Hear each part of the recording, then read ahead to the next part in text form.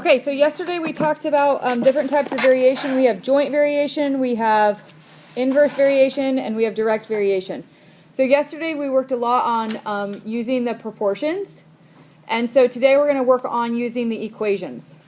Right? So what they're going to do is they're going to give me two values that work for the equation, but we have to find out what that equation is.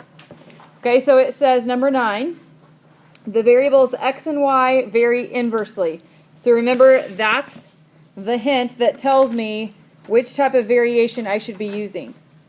We know the inverse variation from the other page. The back page looks like this, right? Y equals k over x. Except in this example, they gave me x first.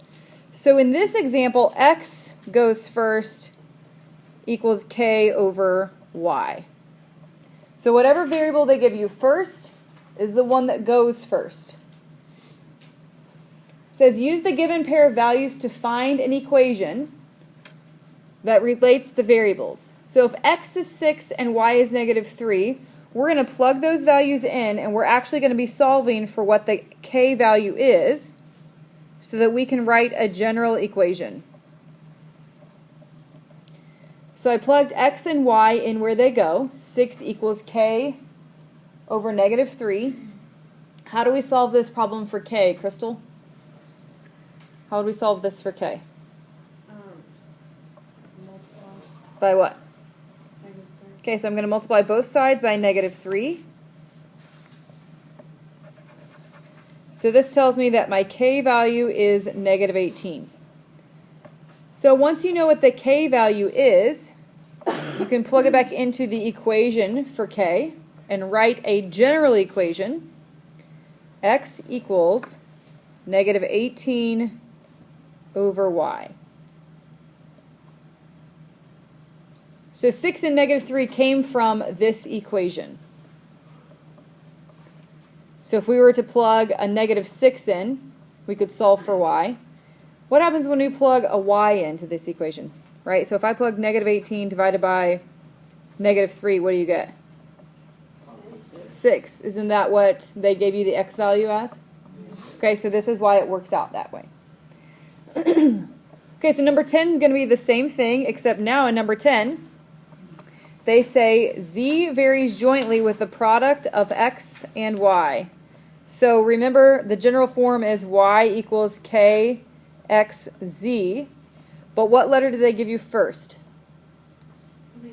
Z. So that means z is going to go first, and it tells you the product of x and y. What does product mean in math? Times, right? And so they're telling you that x and y are being multiplied together. So I've been given an x, a y, and a z value that I'm going to plug into this equation to solve for k. So let's go ahead and do that. So I have 1/2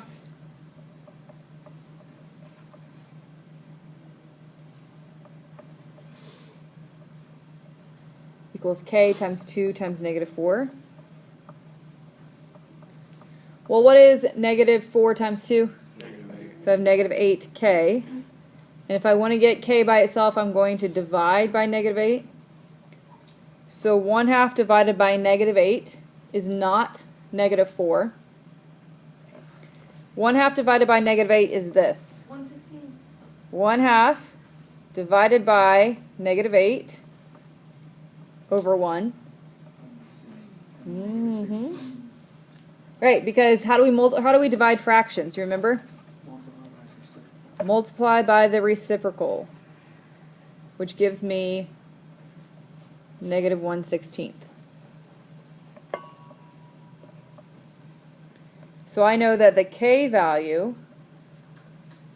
is negative 1/16. But that's not finished, right? Because remember, we now have to write a general equation. So we've got to take our k value and plug it in for k.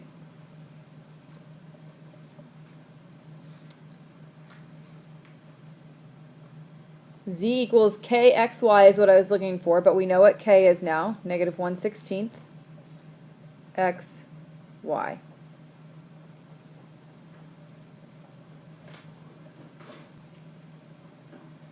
Okay, so negative 1/16.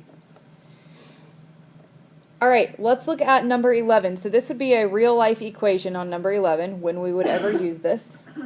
It says the view from the air is directly proportional to the square root of the altitude. Before we go any further, let's talk about what that is.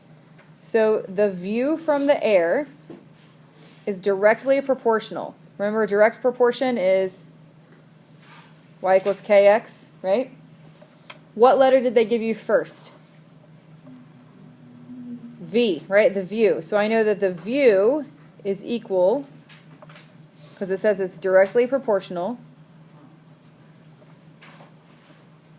to k times, it says the square root of the altitude. So I'm going to take the square root of the altitude. So the view is directly related, so I'm going to use my direct variation formula, to the square root of the altitude. Okay, so this is the formula we're going to go from. If the view from the horizon at an altitude of 16,000 feet is approximately 154 miles, then what is the view from 36,000 feet? So in this equation, do we want to use, or in this problem, do we want to use an equation or do we want to use a proportion? Proportion. Why do we want to use a proportion? How do we know when to use the equation versus proportion? We've been given multiple things, right? Not just one x and one y, but we've been given two of things. So if this is direct proportion, I know that view 1 relates to the square root of altitude 1, and view 2 relates to the square root of altitude 2.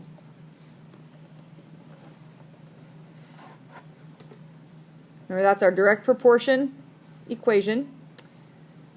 So 16,000, that's going to be my view, no, that's my altitude, sorry. It's my altitude 1. 154 is view 1. 36,000, altitude 2. Okay, so let's plug this into our equation. Now we're going to let our calculator do the heavy lifting. So I should have 154 divided by the square root of 16,000 equals view 2, which is what we're trying to find, divided by the square root of 36,000.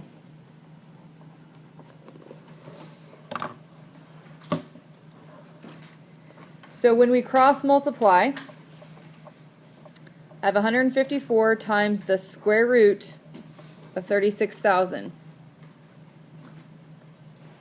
So do that in your calculator. Do you guys know how to do the square root? Yeah. Second, and then that x squared button.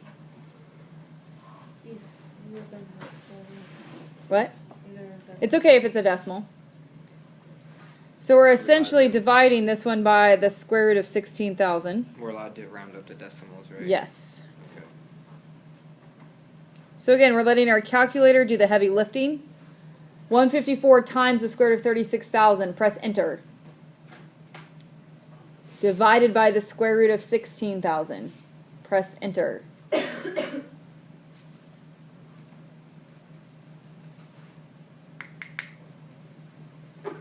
What are you guys getting?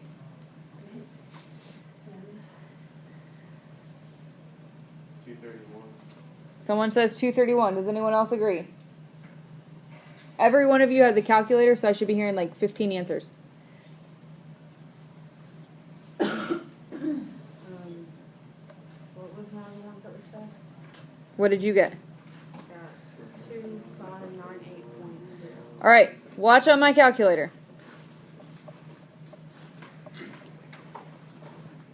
154 times the square root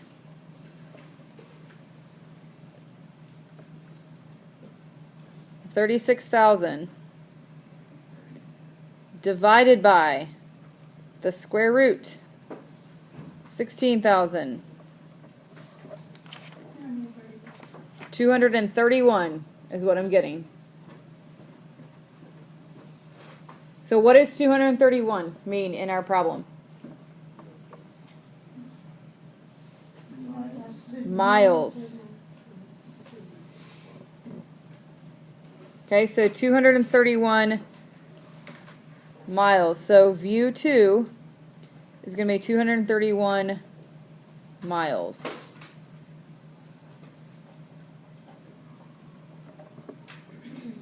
So in your homework, if you have a big problem like this, let your calculator do that part. Okay? Any questions on number 11? All right, number 12. Sometimes you'll be asked to use multiple variations to create combined variations. So they're going to give you joint and inverse maybe, or two of the same. So it says x varies directly as z. So let's do that part. X varies directly as z. All right, that would be direct variation, y equals kx. And inversely as y. So what are we going to do you think, to find the inverse? What does inverse do? Opposite. The opposite. We divide, right? Inversely as y. So that's how we would translate that problem.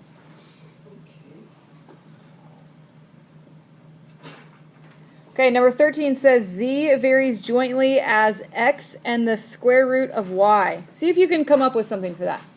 Z varies jointly as x and the square root of y.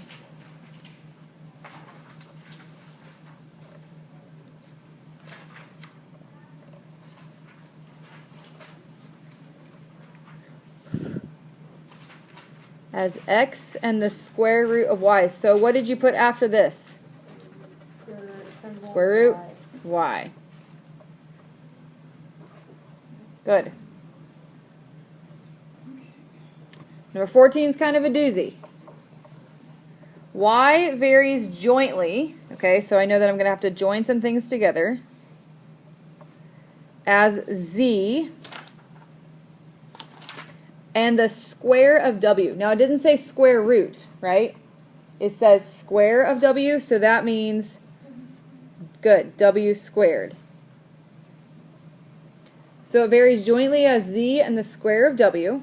All right, so we took care of that. And inversely as the cube of x. So inversely means we're going to do what?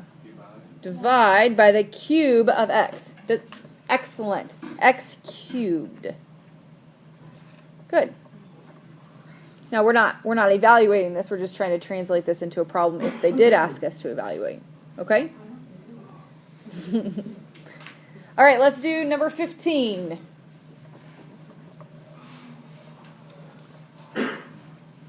Calvin believes that his grade on a college algebra test varies directly with the number of hours spent studying during the week prior to the test, and inversely with the number of hours spent at the beach club playing volleyball. All right, so before we even look at what the problem is asking us to find, let's solve out what our equation should look like. Okay, so his grade varies directly. So Y equals we're going to use his grade. Let's use G so that we know. All right.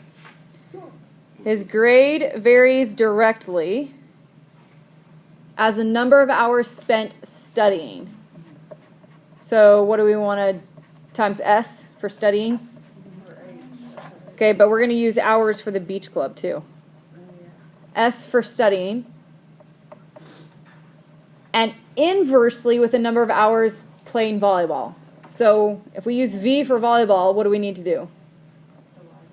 Divide by volleyball.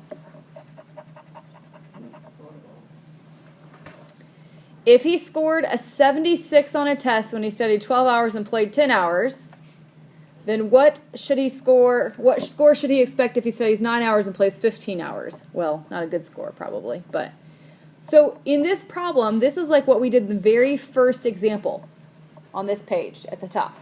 They gave us some information. We're going to have to plug that information in to solve for k and then create a new equation. So let's look at this. 76 is going to be which do you think that we're going to plug in for? G. Okay? And then 12 hours he studied, so that's going to be my S. And then he played 10 hours, which is going to be my V. Okay, so let's do that real quick. My iPad is going to die shortly. So, hurry, hurry, hurry.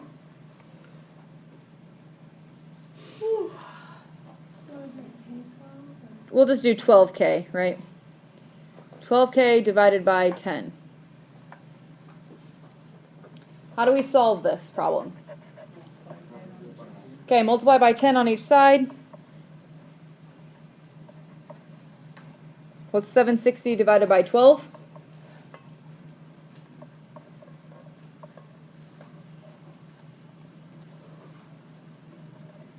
It's okay if you get a decimal. 63.3. 63.3 repeating. So if I was going to rewrite my equation, I would say G equals 63.3 S divided by V. You can if you'd like to. All right, so this is our general equation.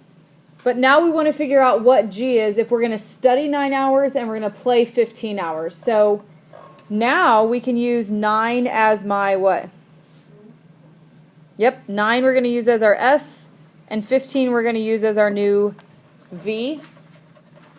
We're going to solve out what the grade should be that we should expect if we're going to play for 15 hours and only study for 9. So we have G equals 63.3. Let's just use 63.3 times 9 divided by 15.